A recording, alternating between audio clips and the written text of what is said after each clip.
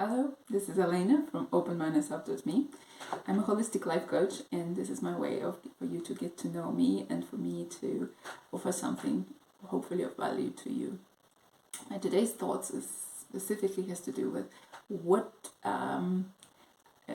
is to love yourself. I mean, most people are running around with the thought, I do not love myself. They might not be conscious. It's just there.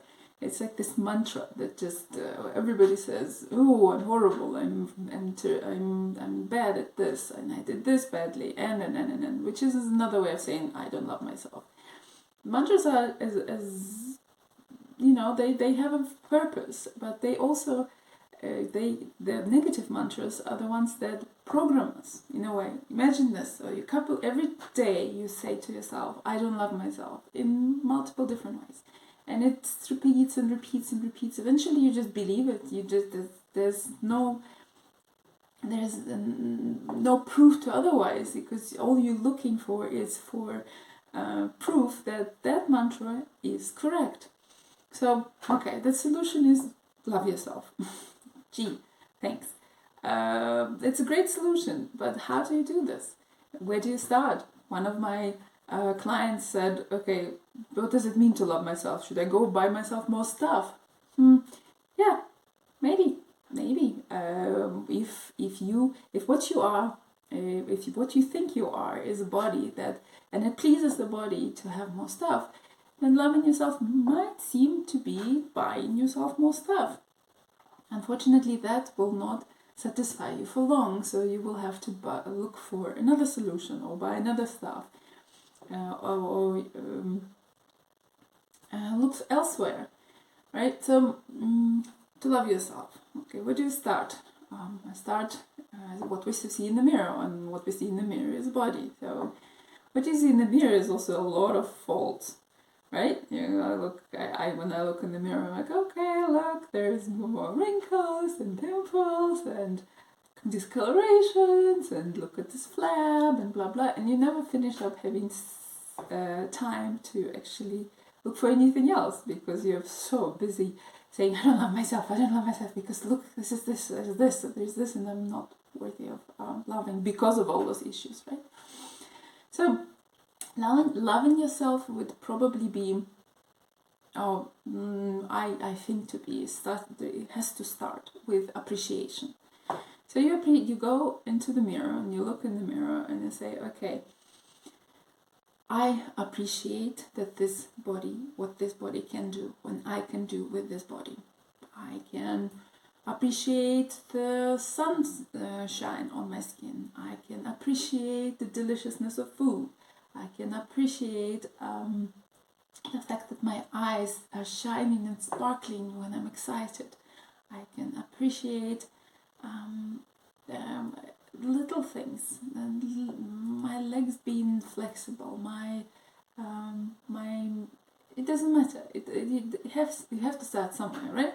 So appreciation of the body will start there, and then eventually you'll come to a question. Okay, so if I love my body, that's it. I love myself.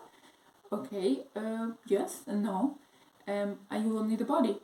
What about all of your thoughts that you've had, all your experiences, all your feelings that nobody knows? And they make you up. So another body, if you cloned exactly the same body, it's not going to be this you, right? It's going to be something else. It's going to be somebody with looks the same but doesn't have the same core or insights. So now, okay, how do you love yourself there? And every time we look into emotions and thoughts that we have, we tend to concentrate on, oh, I did this very wrong on this day, and oh, this was a horrible experience, and oh, this and this and this was done to me, and then the world is against me. In other words, we focus immediately on either being a victim or being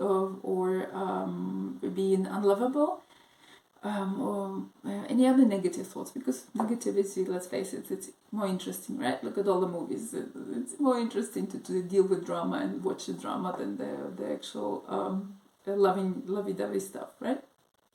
So that's what our brain does. And then we look at this and we're like, there's no way we can love ourselves because of all of this. So I did this, therefore I'm not lovable.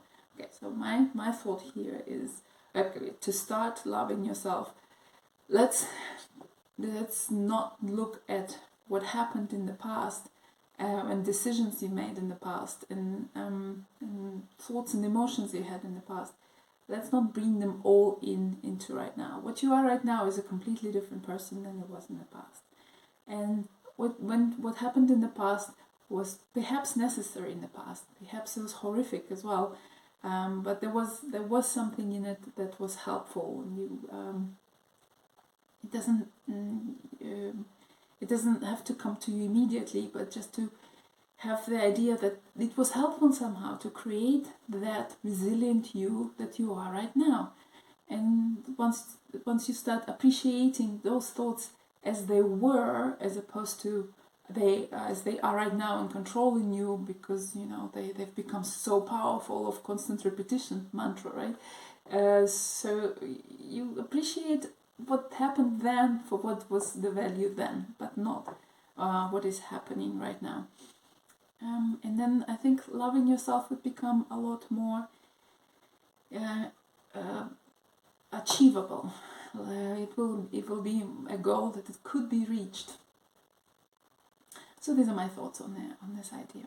If you would like to discuss this idea and how it applies to you in a more personal setting, please make an appointment using the website that is listed below. Looking forward to talking to you.